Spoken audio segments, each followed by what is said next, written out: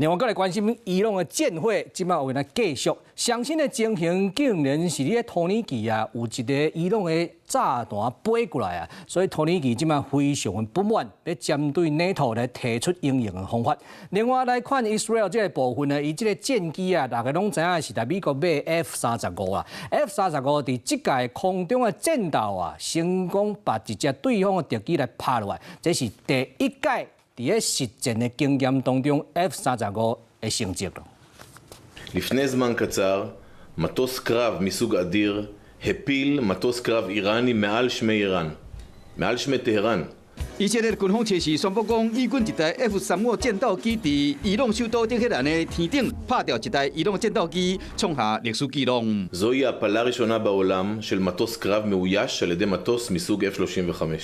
依照以军的讲法，被拍掉的伊朗战斗机是俄罗斯一个雅克130，是俄罗斯伫苏联解体了后研究出来头一款军用机，算是轻型的。这嘛是以色列空军经过40档国家有载人飞的机拍空战。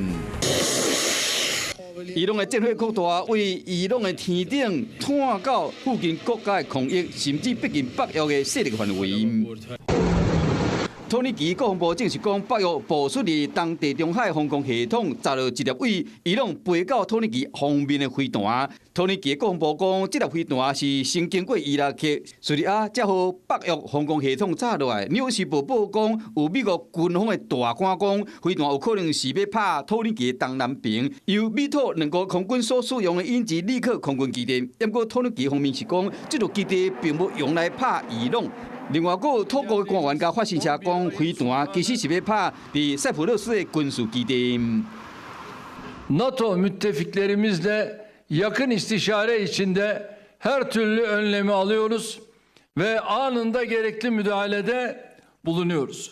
因为北约第4条款的规定，当成员国认为受到威胁，会当招其他成员国开会协商。即马战火已经探到土耳其的门口，即马表示讲，被加入这场战争的国家有可能是有加无减。Hello， 我是雷亚，想要抢先掌握最及时的新闻资讯吗？赶快订阅、按赞、开启小铃铛，锁定华视新闻 YouTube 频道。